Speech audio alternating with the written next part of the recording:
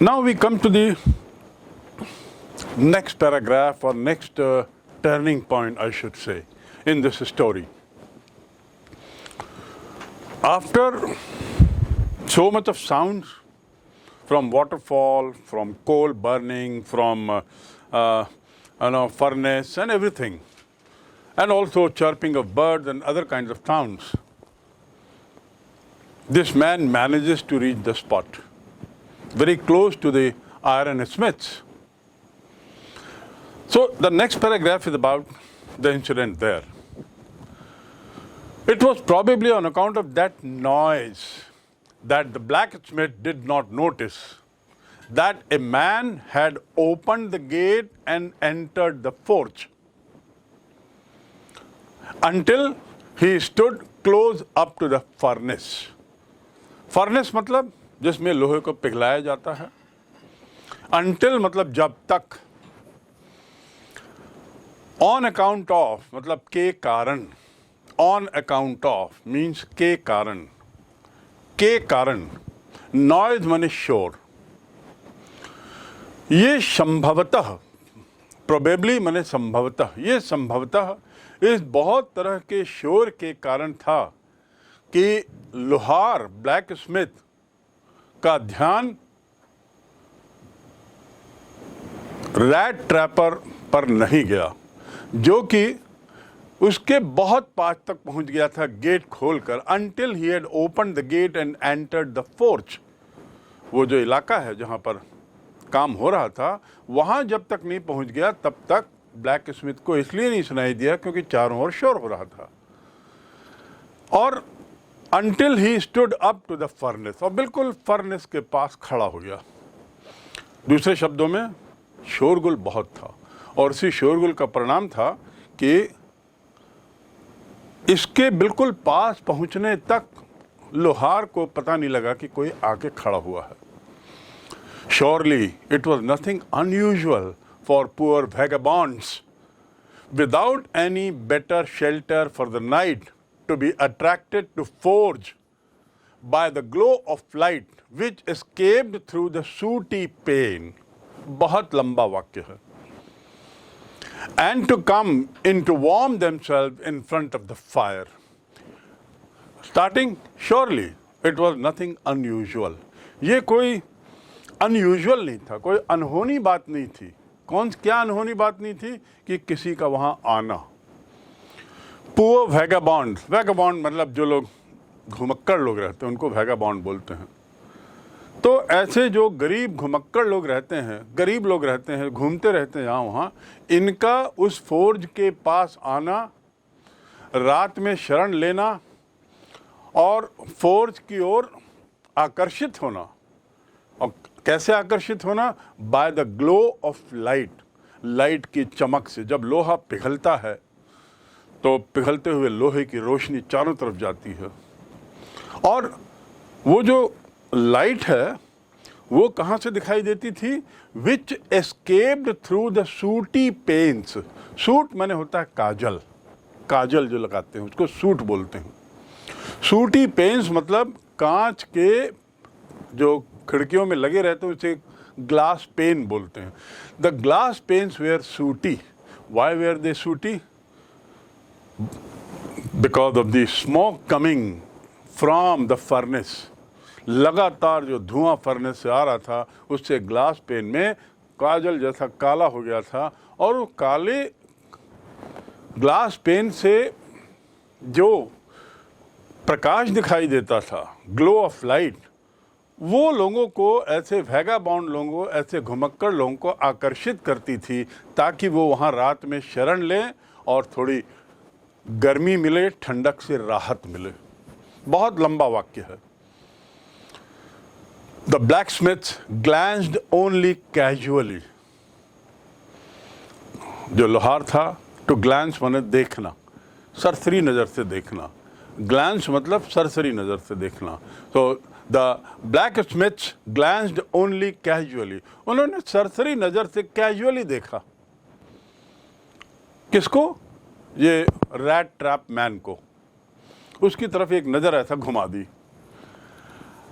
And indifferently at the intruder, और indifferently रहे मतलब एक तरीके से अनदेखी करते हुए।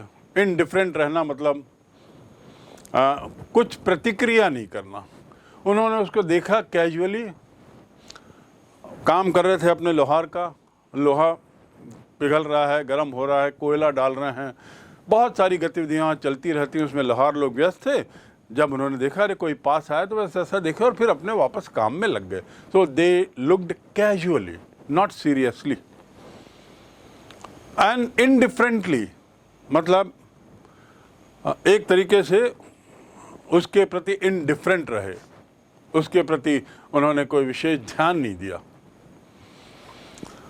He looked and indifferently at the intruder.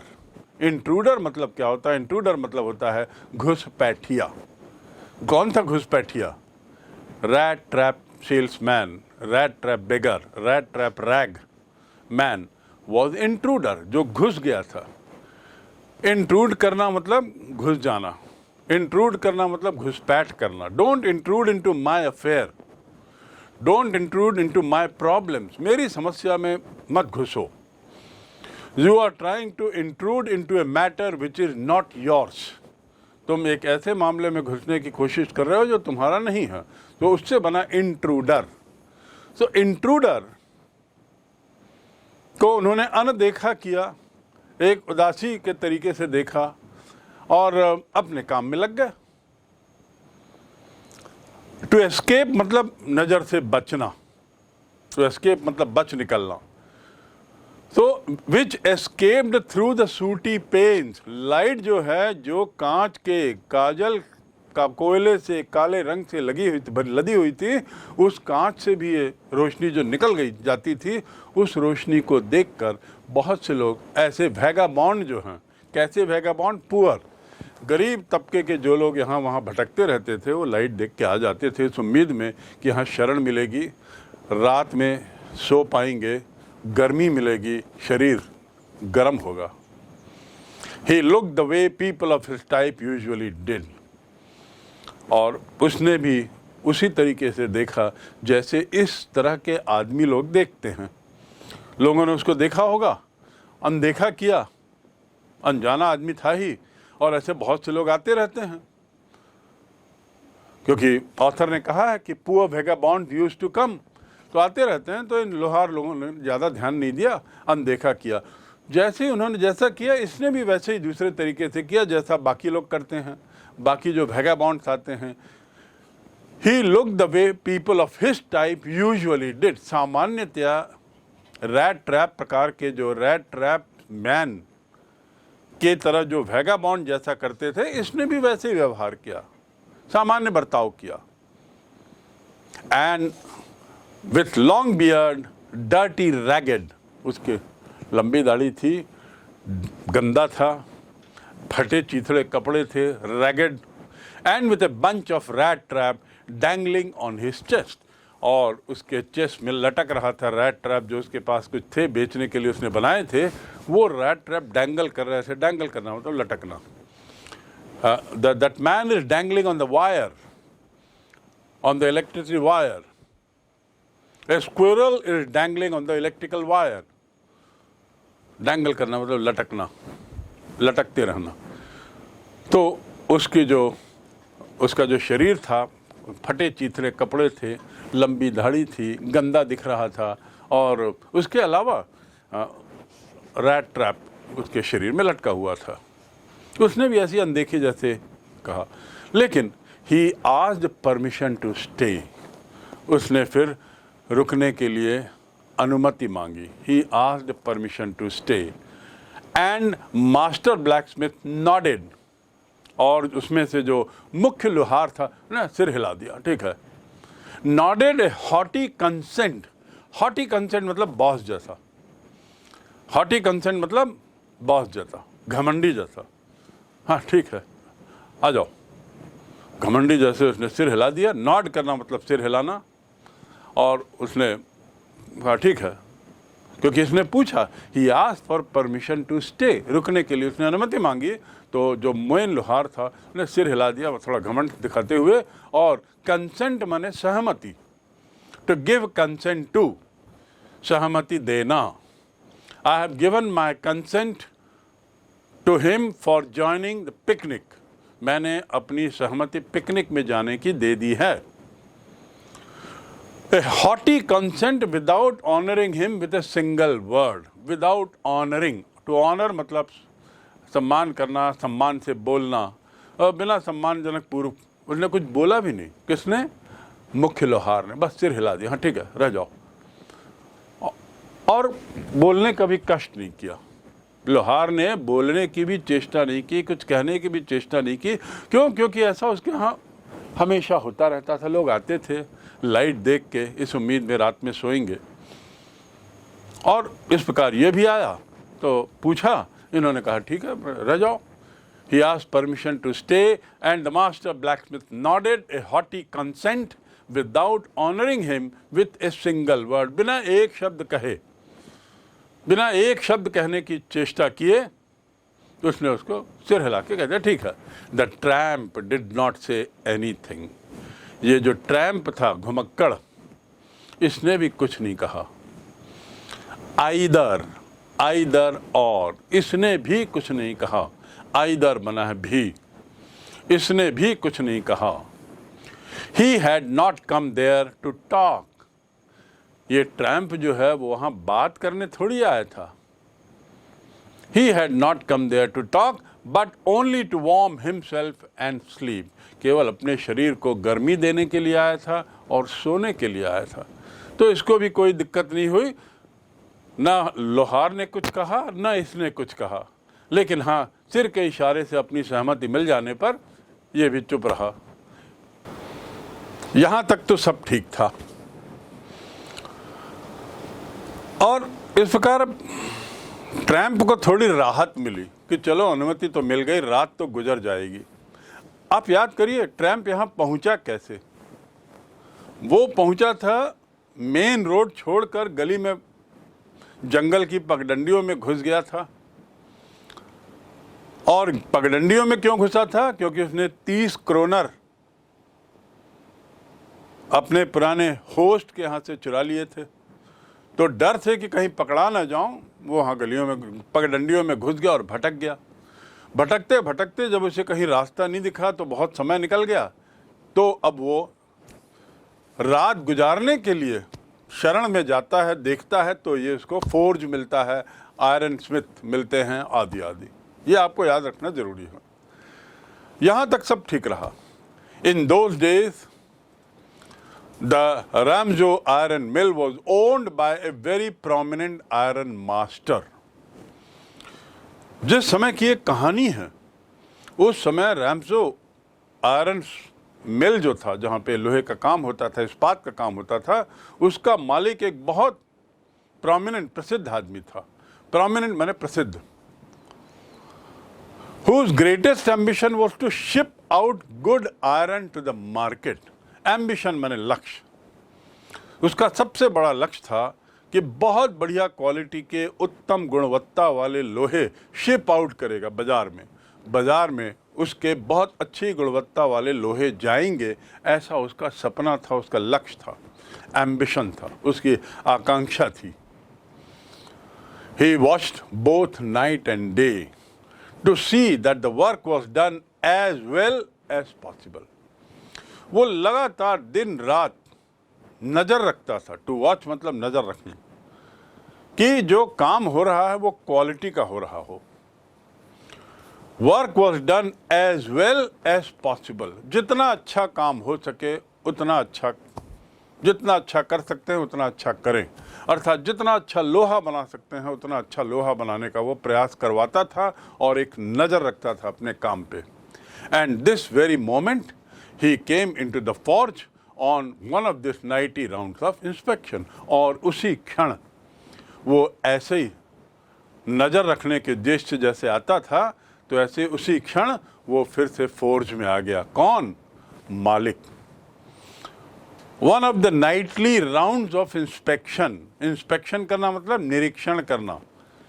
निरीक्षण क्यों करता था? ये सुनिश्चित करने के लिए कि जो आयरन बनाया जा रहा है उसमें किसी तरह का समझौता ना हो, क्वालिटी में समझौता ना हो। तो जब तब आके वो पैनी नज़र रखता था अपने काम पर, अपने कर्मचारियों पर, और उसी उद्देश्य से वो रात में पहुंच गया। उसी समय जब ये पहुंचा,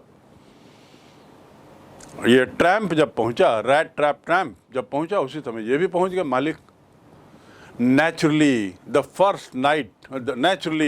first thing he saw was the tall ragamuffin. स्वाभाविक रूप से उसकी नज़र सबसे पहले किस पे पड़ी? First thing he saw, सबसे पहली नज़र उसकी पड़ी टॉल रैगामफिन पर। टॉल, ऊंचा, पूरा। रैगामफिन मतलब क्या होता है? रैगामफिन मतलब जो गंदे कपड़ों में जो व्यक्ति दिखाई दे रहा हो, फटे चीथड़े कपड़ों में जो आदमी दिख रहा हो, वो रैगामफिन का, रैग से बना है। गुदड़िया जिसे हम कह सकते हैं, गुदड़िया।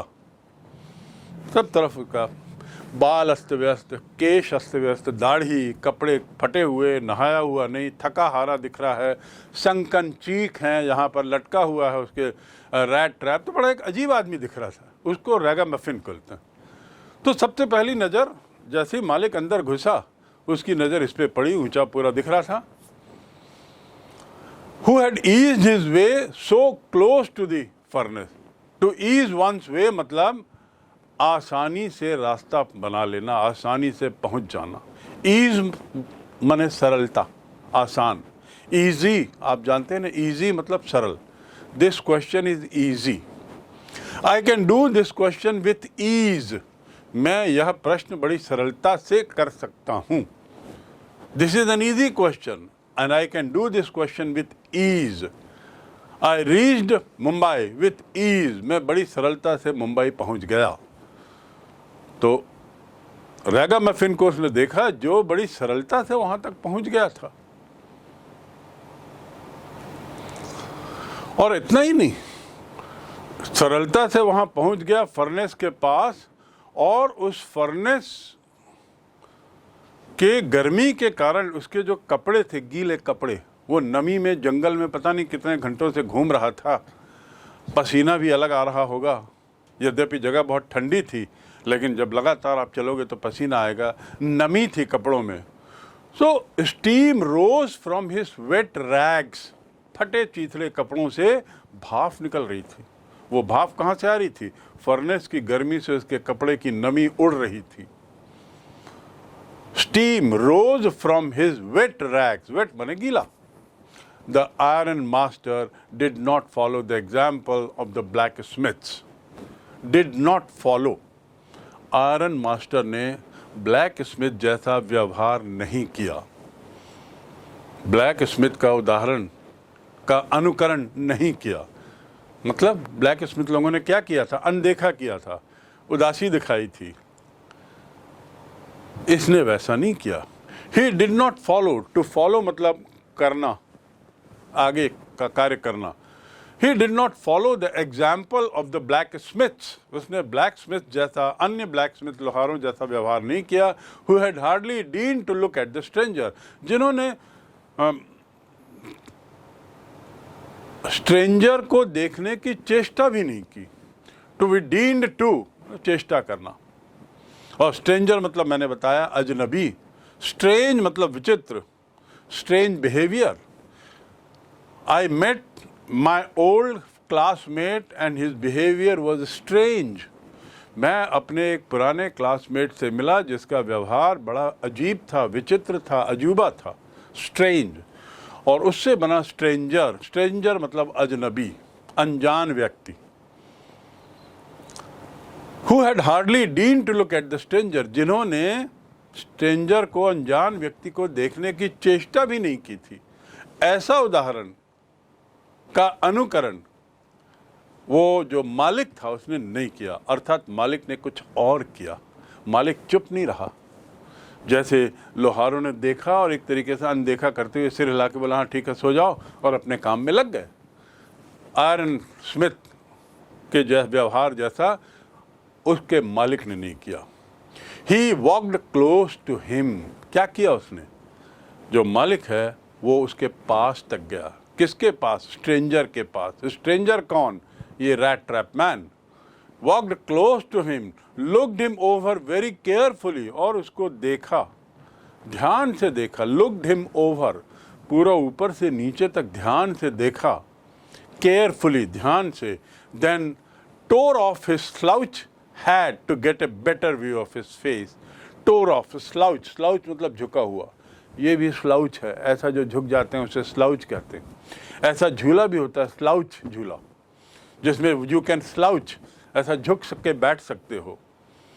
तो टू टीयर ऑफ मतलब फाड़ देना, उधेड़ देना, निकाल देना। तो ही टोर ऑफ हिज स्लाउच हैट, जो हैट पहना था जो नीचे झुका हुआ था, उस झुके हुए हैट को निकाल के उधेड़ दिया, हटा दिया। और क्यों? To get a better view of his face, ताकि उसको और बेहतर तरीके से देख सके उस आदमी को। उसके पास गया, देखा और फिर टोपी हटाया और गौर से देखने लगा। बात क्या थी? But of course it is you, अरे ये तुम हो, नील सोलॉफ, ये तुम हो, ही सेड। एकदम आश्चर्य से उसने कहा, अरे नील सोलॉफ, ये तुम हो? हाउ डू यू लुक, कैसे दिख रहे हो तुम? मतलब मालिक ने रैट ट्रैप मैन को नील्स ओलॉफ के रूप में जाना और उसको बोला, अरे तुम कैसे दिख रहे हो Nils, how do you look, oh ये तुम हो। The man with the rat trap had never before seen the iron master at Ramsjo. ये जो स्ट्रेंजर था, जो रैट ट्रैप मैन था, उसने पहले कभी नहीं आयरन मास्टर को देखा था। And did not know even what his name was, और उसको नाम भी नहीं पता था। स्ट्रेंजर को अर्थात रैट ट्रैप मैन को नाम भी नहीं पता था और उसने ये इस आदमी को कभी देखा भी नहीं था। But it occurred to him that if the fine gentleman thought he was an old acquaintance, he might perhaps throw him a couple of kroner। अब देखिए कहानी थोड़ी सी फिर आगे बढ़ती है, एक और मोड़ आता है। जैसे ही नील्स ओलॉफ का नाम लेते हुए उसने कहा, अरे नील्स ओलॉफ तुम हो, कैसे दिख रहे हो? तो एकदम स्ट्रेंजर जो था उसकी क्या प्रतिक्रिया रही, कैसे रिएक्ट किया? It occurred to him that the fine gentleman, उसको लगा कि अरे मैं तो जानता नहीं, इसको देखा नहीं हूँ। फिर भी उसने सोचा, उसने टू अकर मतलब महसूस करना, इट अकर्ड टू हिम, फिर उसके दिमाग में आया, टू अकर मतलब घटित होना। An incident has occurred on Raipur Bilaspur road, an accident has occurred on Bilaspur Raipur road. Occurred मतलब घटित होना। But it occurred to him, उसके मन में ये घटित हुआ, उसके मन में आया कि यदि ये फाइन जेंटलमैन जो है वो यदि उसको अपना एक पुराना परिचित मान रहा है, एक्वाइंटेंस मतलब परिचित, he is an old एक्वाइंटेंस, I know Ram who is an old एक्वाइंटेंस of mine, मेरा पुराना परिचित है राम, इसलिए मैं राम को जानता हूं। तो टू बी एक्वाइंटेड विथ मतलब परिचित होना, जानना, मालूम होना। I am acquainted with car driving, I am acquainted with this place, मैं इस जगह से परिचित हूँ, अर्थात इसका जो टोपोग्राफी है, इसकी जो रास्ते हैं यहाँ जो बने हुए हैं, उससे मैं वाकिफ हूँ। टू बी एक्वाइंटेड विथ मालूम होना, परिचित होना, जानना, और एक्वाइंटेंस माने परिचित, वह मेरा एक्वाइंटेंस है। सो एक क्षण तो उसको लगा मैं जानता नहीं हूँ, उसको कभी देखा भी नहीं हूँ, ये कौन आदमी है जिसने मुझे नील सोलॉफ कहा है, नाम भी नहीं जानता मैं। और उसी समय उसके दिमाग में आया कि अरे, अपने को रोक लिया उसने और उसने कहा कि यदि ये इतना शानदार आदमी जो मालिक है इतने प्यार से बोल रहा है कि मैं तुम्हारा पुराना परिचित हूँ, तो शायद वो मुझे 2-4 क्रोनर भी दे दे। ही मे थ्रो मी, परहैप्स माने शायद, throw me a couple of kronor, शायद मुझे 2-4 क्रोनर भी दे दे। ए कपल ऑफ, कपल मतलब होता है जोड़ा, हस्बैंड वाइफ का कपल। कपल मतलब दो चीज एक साथ हों, और एक कपल ऑफ मतलब he can give me a couple of kronor, मतलब कुछ, वहाँ पर जोड़े का अर्थ नहीं है यहाँ पर। तो वो शायद मुझे कुछ क्रोनर दे दे, यदि उसको लग रहा है कि मैं उसका पहचाना हूँ, पूर्व परिचित हूँ, तो शायद मुझे वो क्रोनर दे दे। अर्थात जो स्ट्रेंजर है, ट्रैप मैन जो है, वो उसने कुछ ऐसी भाव भंगिमा नहीं की, ऐसा नहीं बताया कि मैं नील्स ओलॉफ नहीं हूँ या ऐसा कुछ हूँ, ऐसा कुछ नहीं कहा। कुछ बोलने वाला था लेकिन रुक गया, किस उम्मीद में? चुप रहो, शायद ये मुझे अपना पूर्व परिचित मानते हुए मुझे 2-4 क्रोनर ये भी दे देगा। 30 क्रोनर तो वैसे ही लेके आया था किसी के यहाँ से चुरा के, यहाँ से भी कुछ मिल जाएगा। Therefore he did not want to undeceive him all at once, और इसीलिए उसने उसे कुछ नहीं बताया all at once, एक बार में उसे undeceive, to deceive माने धोखा देना, undeceive करना मतलब धोखा ना देना। Therefore he did not want to undeceive him all at once, तुरंत उसने उसे धोखा ना देने वाली बात नहीं की। Yes, God knows things have gone downhill with me, और उसने क्या कहा? उसके बदले, कुछ और कहने के बदले ट्रैप मैन बोलता है कि हाँ हाँ हाँ, आप जो बोल रहे हो कि कैसे दिख रहे हो, क्या हो गया है तुम्हें, बिल्कुल सही बोल रहे हो। God knows things have gone downhill, भगवान जाने मेरे बुरे दिन आ गए हैं। Things have gone downhill, पहाड़ से नीचे उतरने के दिन आ गए हैं। पहाड़ का अर्थ यहाँ वास्तव में पर्वत नहीं है, पहाड़ का अर्थ मतलब अच्छे दिन अब नहीं है, बुरे दिन आ रहे हैं, उतार आ रहा है, जीवन में उतार आने लगा है। Things have gone downhill, to go downhill मतलब जीवन में उतार आना। स्वास्थ्य, my health has gone downhill, मेरे स्वास्थ्य में गिरावट आई है, गिरावट होना, उतार आना। तो इसने भी हाँ में हाँ मिला दिया। किसकी हाँ में? मालिक के। मालिक ने कहा, अरे नील्स ओलॉफ तुम कैसे दिख रहे हो? तो एक सेकंड ये थोड़ा सा हड़बड़ाया मैं कि क्या हो गया, कौन नील्स ओलॉफ, क्या, किसके बारे में। फिर उसके बाद अपने को संभालते हुए उसने कहा कि नहीं नहीं, बुरे दिन मेरे आ रहे हैं, थोड़ा उतार आया है जीवन में। ऐसा क्यों कहा? इस उम्मीद में कि शायद 2-4 क्रोनर इससे भी मुझे मिल जाएगा। तो उसने हाँ में हाँ मिला दिया, हाँ मैं बुरे दौर से गुजर रहा हूँ। You should not have resign from the regiment. अब मालिक कहता है तुम्हें सेना के रेजिमेंट से इस्तीफा नहीं देना था। ट्रैप को बोल रहा है, ट्रैप मैन को बोल रहा है,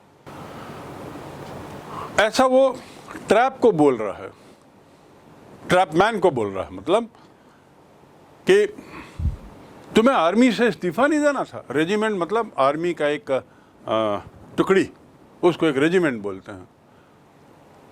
मतलब इसका मीनिंग क्या हुआ? इसका मतलब ये हुआ कि जो मालिक है, आयरन मास्टर, वो इसे कुछ गलत समझ बैठा है इस ट्रैम्प को देख के।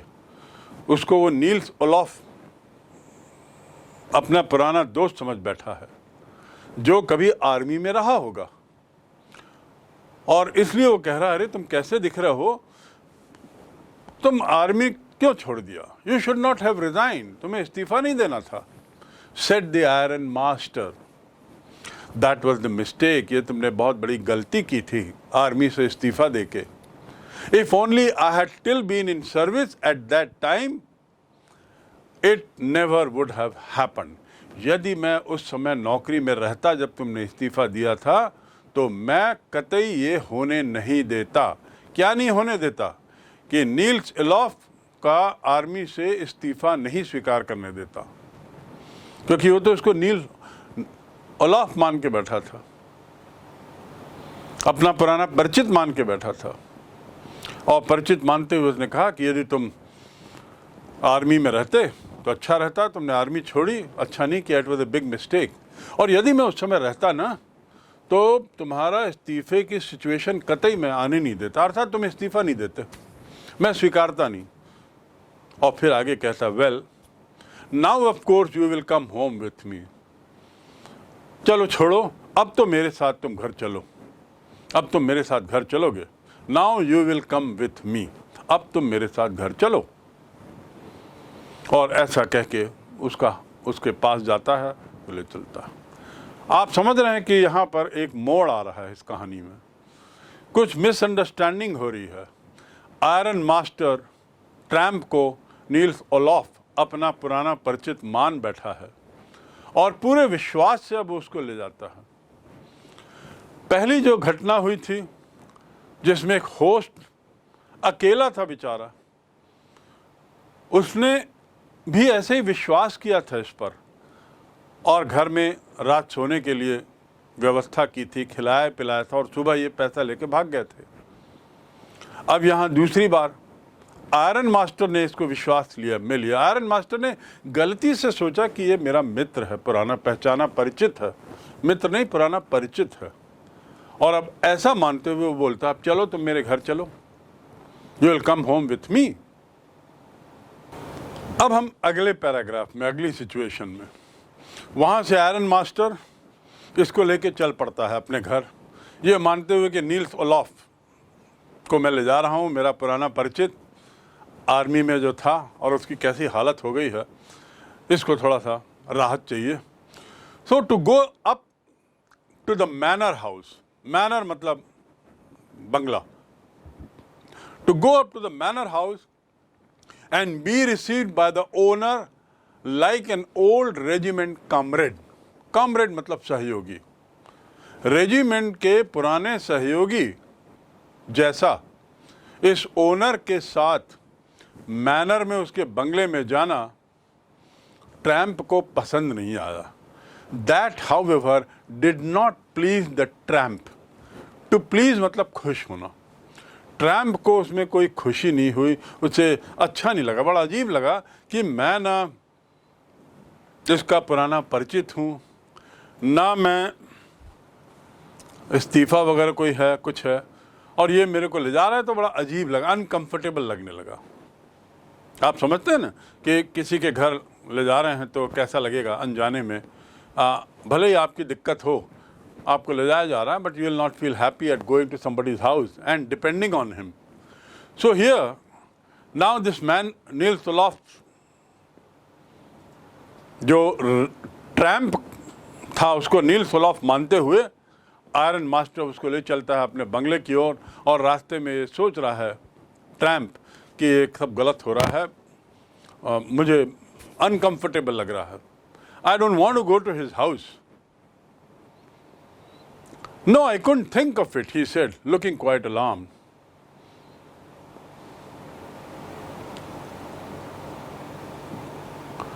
No, I could not think of it. No, मैं ऐसा सोचा ही नहीं था. He said, looking quite alarmed. Alarmed, आप अलार्म शब्द समझते हैं? To alarm मतलब सजग कर देना. अलार्म बेल, खतरे की घंटी, अलार्म कर देना मतलब सजग कर देना. He said, looking quite alarmed, बहुत ज़्यादा खतरा महसूस किया उसने, और मैं ऐसा सोच ही नहीं सकता, ऐसा उसके मन में आया. He thought of the 30 kroner. अब उसके दिमाग में वो 30 क्रोनर याद आए जो उसने पुराने घर से चुराए थे. To go up to the manor house would be like throwing himself voluntarily into lion's den. Manor house में जाना, सामंत, मैनर माने सामंत होता है. सामंत कौन था? Iron master. सामंत के घर में जाने का मतलब है अपने को शेर के मुंह में डाल देना. डेन मतलब शेर का जो अड्डा होता है उसे डेन कहते हैं. तो शेर के डेन में डाल देना. क्यों ऐसा उसे क्यों लगा?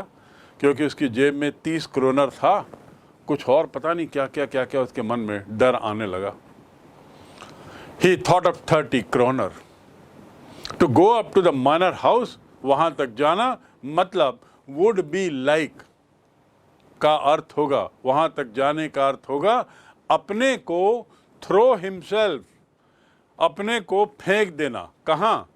himself मतलब स्वयं, throw माना फेंक देना. voluntarily, voluntarily मतलब स्वेच्छा से फेंक देना। Voluntarily I have volunteered for cleaning this colony road, ये कॉलोनी की सड़क की सफाई के लिए मैंने स्वेच्छा से अपने को आगे किया है। किसी ने मुझ पर दबाव नहीं डाला, किसी ने आदेश नहीं दिया, मैं स्वेच्छा से करूं। I am volunteering money for helping the needy, ज़रूरतमंद लोगों के लिए मैं पैसा स्वेच्छा से दे रहा हूँ, किसी के दबाव में नहीं, किसी रिटर्न की लालच में नहीं। तो वॉलंटियर, तो उसको मन में लगा कि ये मैनर सामंत के घर में जाना मतलब अपने को शेर के मुंह में डाल देना, स्वेच्छा से, वो भी जबरदस्ती कोई फेंक के डाल दे वो बात दूसरी, यहाँ मैं स्वेच्छा से अपने को खतरे में डालूं। और इसका मतलब ये हुआ कि अपने को खतरे में डाल रहा हूँ मैं यहाँ जाके, मतलब वो कोशिश कर रहा है कि मैं कैसे यहाँ ना जाऊँ। He only wanted a chance to sleep here in the forge, वो तो बेचारा चाहता था कि ये फोर्ज में उसको सोने का एक मौका मिल जाए। And then sneak away as inconspicuously as possible. To sneak away मतलब चुपचाप निकल जाना। To sneak out of the door, दरवाजे को थोड़ा सा खोल के वो बाहर निकल गया। We were all sitting together, suddenly Mohan comes and sneaks into the room. Mohan आता है और चुपके से कमरे के अंदर घुस जाता है। To sneak in, SNEAK, sneak। तो वो तो चाह रहा था केवल कि भाई फोर्ज में मुझे एक रात सोने को मिल जाए और अगले दिन सुबह मैं बिना किसी इनकॉन्स्पिक्यूअस, बिना किसी की नज़र में आए मैं यहाँ से निकल जाऊँ। इनकॉन्स्पिक्यूअस मतलब नज़र में आना। You are conspicuous by your dress, तुमने जो ड्रेस पहनी है ना उसके कारण तुम सबकी नज़र में आ रहे हो, सबका ध्यान तुम्हारी ओर जा रहा है। You are conspicuous by your hair style, तुमने अपने बाल जैसे बनाए हैं ना उसके कारण तुम लोगों की नज़र में आ रहे हो। This man tramp wanted to be inconspicuous, tramp चाहता था मैं किसी की नज़र में ना आऊं और चुपचाप निकल जाऊं। मैं तो भैया इसीलिए केवल यहाँ आया था कि रात में मैं सो जाऊं। ये कहाँ ये मैनर की ओर मुझे ले जा रहे हैं, ये सामंत क्यों मुझे वहाँ ले जाना चाह रहा है। अरे नहीं भाई, वहाँ जाना मतलब अपने को खतरे में डालना, अपने को स्वयं को खतरे में डालना। ऐसा दुनिया भर की बातें वो सोचते सोचते आयरन मैन के साथ, आयरन स्मिथ के साथ चले जा रहा था। The iron master assumed that he felt embarrassed. Iron master को लगा, महसूस किया, टू assume मतलब कल्पना करना, महसूस करना। I assume that you are about 15-year-old. मैं सोचता हूँ कि शायद तुम 15 साल के हो उम्र में। I assume that by 5 o'clock I'll be at Nagpur. मैं सोचता हूँ कि शायद, मुझे लगता है, मैं सोचता हूँ कि मैं शायद शाम 5 बजे तक नागपुर पहुँच जाऊँगा। तो assume, तो iron master assumed that he felt embarrassed. Iron master को लगा कि ये जो ट्रैम्प है जिसे वो नील्स ओलॉफ नाम से जानता था उसको बड़ा एम्बैरेसिंग लग रहा है, बड़ा अजीब लग रहा है, अनकंफर्टेबल लग रहा है, because of his miserable clothing. और क्यों अनकंफर्टेबल लग रहा होगा? क्योंकि इसके बड़े दयनीय जो कपड़े थे। मिजरेबल मतलब दयनीय, शोचनीय, miserable. His condition is very miserable, उसकी स्थिति जो है बड़ी दयनीय है, बहुत ही बुरी स्थिति में है। बहुत बुरी स्थिति में होना उसे कहेंगे miserable. I am in A miserable condition, financial condition, मैं आर्थिक दृष्टि से बड़े ही बुरी हालत में हूँ। तो यहाँ पर आयरन मास्टर सोच रहा है कि ये आदमी का जो व्यवहार है, नील्स ओलॉफ जिसे वो मान के बैठा है, जिसे वो ले जा रहा है अपने घर की ओर, इसका व्यवहार थोड़ा शायद इसलिए उसको अजीब कर रहा है क्योंकि खुद फटे कपड़े में है ना, कहाँ रेजिमेंट का वो जवान था, अधिकारी था, और कहाँ ये उसकी हालत, इसलिए शायद वो शर्मा रहा है। एम्बैरेसिंग होना मतलब अनकंफर्टेबल, शर्माहट, लज्जित महसूस करना, तो इसलिए लज्जित महसूस कर रहा है because of his miserable clothings. Please don't think that I have such a fine home that you cannot show yourself there. अरे मत सोचो यार कि मेरे पास इतना शानदार मकान है कि तुम वहाँ पर नहीं रह सकते। ये बातचीत चल रही है। तो ये फोर्ज से मैनर तक का जो रास्ता है, चलते चलते ये सब सोच और बातचीत चल रही है। अभी पहुँचे नहीं है बंगले। और उसकी स्थिति को देखकर, ना नुकुर करती हुई स्थिति को देखकर आयरन मास्टर को समझाने की कोशिश करता है, अरे मत सोचो यार कि मेरा इतना शानदार मकान है। Please don't think that I have such a fine home. मेरे पास इतना शानदार मकान है कि तुम वहाँ नहीं जा सकते। ऐसी बात नहीं है, लज्जित मत हो। ही सेड, और फिर उसने आगे कहा, एलिजाबेथ इज डेड। एलिजाबेथ की डेथ हो चुकी है। As you may already have heard, जैसा तुमने पहले सुना होगा, तुम जानते होगे कि एलिजाबेथ की डेथ हो चुकी है। माई बॉयज आर अब्रॉड, मेरे बच्चे विदेश में हैं। अब्रॉड माने विदेश। And there is no one at home except my oldest daughter and my self. और घर में कोई नहीं है सिवाय मेरी सबसे बड़ी लड़की और मेरे। इन दोनों के सिवा और कोई नहीं। एक्सेप्ट मतलब के सिवाय। Except my daughter and my self there is no one at home. घर में कोई नहीं हो। तो इसलिए नील्स ओलॉफ, शर्माओ मत, लज्जित मत हो। मेरा कोई मकान भी इतना बड़ा नहीं है कि तुम्हारे जाने से कुछ अंतर पड़े। और हम लोग अकेले ही रह रहे हैं। इतने बड़े मकान में मैं रहता हूँ और मेरी बेटी रहती, सबसे बड़ी बेटी। तुमको तो पता ही है कि मेरी पत्नी एलिजाबेथ की डेथ हो गई है, मेरे बच्चे बाहर चले गए हैं। ये सब बातचीत कौन कर रहा है? आयरन मास्टर ट्रैम्प को नील्स ओलॉफ मानते हुए बोले जा रहा है। और ये सोच रहा है कि नील्स ओलॉफ शर्मा रहा है, शायद लज्जित हो रहा है। इसलिए फटे चीथड़े कपड़ों के कारण, दाढ़ी के कारण, अजीब सी जो गंदगी चेहरे में दिख रही है उसके कारण ये लज्जित है, इसलिए जाने में हिचक रहा है। जबकि बात कुछ और थी। बात ये थी, वो हिचक इसलिए रहा था क्योंकि उसको मालूम था कि ये, वो समझ गया कि ये आयरन मास्टर जो है वो कुछ गलत समझ रहा है। वो समझ गया कि, उसको लगा कि यदि मैं उसके घर जाऊंगा तो वहाँ पता लगा कि मैं अपने को एक खतरे में डाल दूंगा। लायंस डेन, डेन मतलब मैंने बताया अड्डा, लायन माने शेर, और LION लायन माने शेर, लायंस डेन। और LOIN लॉयन माने कमर, LOIN लॉयन माने कमर। तो अब यहाँ पर देखिए बातचीत चल रही है और ऐसा चलते चलते चले जा रहे हैं। और फिर आगे कहता है, we were just saying that it was too bad we don't have any company for Christmas. We were just saying, हम लोग अभी बस बात कर ही रहे थे कि ये बड़ा खराब है कि क्रिसमस में इस बार हमारे यहाँ कोई नहीं है, कोई कंपनी नहीं है, कोई आया नहीं है। हम लोग बात कर ही रहे थे। मतलब कौन लोग?